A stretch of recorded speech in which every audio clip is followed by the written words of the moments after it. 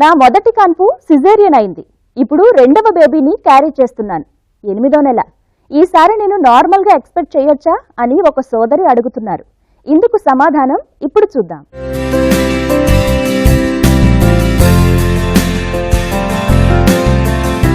మొదటి బిడ్డని C section ద్వారా కన్న స్త్రీలు కనుక రెండోసారి క్యారీ చేస్తూ ఉంటే నెలలు దగ్గర పడుతుంటే మరో సందేహం వస్తుంది. ఈసారి నార్మల్ డెలివరీ ప్రయత్నం చేయొచ్చా అని. కానీ రెండవది నార్మల్ చేయొచ్చా లేదా అనేది పెద్ద ప్రశ్న. ఎందుకంటే మొదటిసారి సిజేరియన్ అయి ఉంటే రెండోసారి నార్మల్ ప్రయత్నం చేయడం అనేది ముఖ్యంగా గర్భిణీ హెల్త్ కండిషన్ మీద ఆధారపడి ఉంటుంది. సిజేరియన్ సెక్షన్ కి ఇండికేషన్స్ లో రికరెంట్, నాన్ రికరెంట్ అని మేము చూస్తాం అనమాట. రికరెంట్ అంటే మళ్ళీ ప్రెగ్నెన్సీలో కూడా అదే కారణం రావచ్చు. అది ఎలాంటిది? కెఫలోపెల్విక్ డిస్ప్రపోర్షన్. అంటే ఇప్పుడు కటివలయం అనేది పెల్విస్ అనేది నెక్స్ట్ ప్రెగ్నెన్సీ వరకు ఏం పెద్దగా కాదు కదా.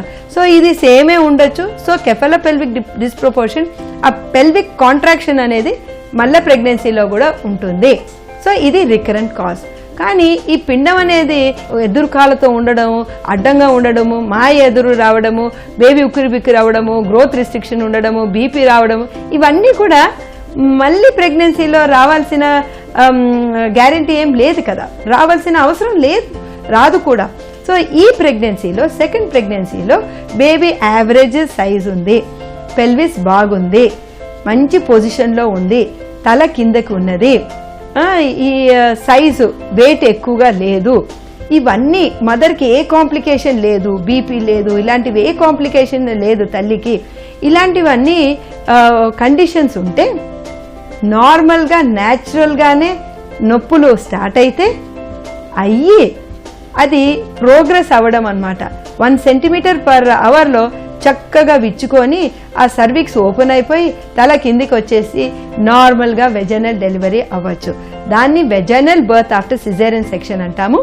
మొదటి కాన్పు సిజేరియన్ అయ్యి రెండోది నార్మల్ కావచ్చా అని కోరుకునే గర్భిణీల్లో కొన్ని ప్రత్యేక కండిషన్స్ ఉన్నప్పుడు, ఉదాహరణకు వర్టికల్ స్కార్ అంటే మొదటి సిజేరియన్ చేసినప్పుడు చేసిన ఇన్సిషన్ లేదా కోత అన్నమాట. కొన్ని హార్మోన్ స్టిమ్యులెంట్స్ ద్వారా లేబర్ ఇండ్యూస్ చేయబడ్డ స్త్రీలలో రెండో ప్రయత్నంగా నార్మల్ చేసేందుకు కండిషన్స్ కుదరకపోవచ్చు. జాగ్రత్తగా తల్లి హార్ట్ బీటు, తల్లి పల్స్ రేటు, ఈ నొప్పి ఏమైనా సిజేరియన్ స్కార్ అనేది ఏమైనా నొప్పిగా ఉన్నదా అని చూసుకుంటూ ఉండాలి. ఎందుకంటే ప్రీవియస్ సిజేరియన్ అయినప్పుడు ఈ టైంలో ఏమైనా ఆ స్కార్ అనేది రప్చర్ అవుతుందా అని మనం జాగ్రత్తగా చూసుకోవాలి. అది ఎలా తెలుస్తుందంటే తల్లికి హార్ట్ బీట్ ఎక్కువగా అవ్వడము, బేబీకి హార్ట్ బీట్ తక్కువ అయిపోవడము, లేదా సడన్గా బ్లీడింగ్ అయిపోవడము, ఇలాంటివన్నీ మనము చాలా జాగ్రత్తగా మానిటర్ చేసుకుంటూ ఏం ప్రాబ్లం లేదు, మంచిగా ప్రోగ్రెస్ అయితే నార్మల్ డెలివరీ ఇవ్వచ్చండి సిజేరియన్ తర్వాత.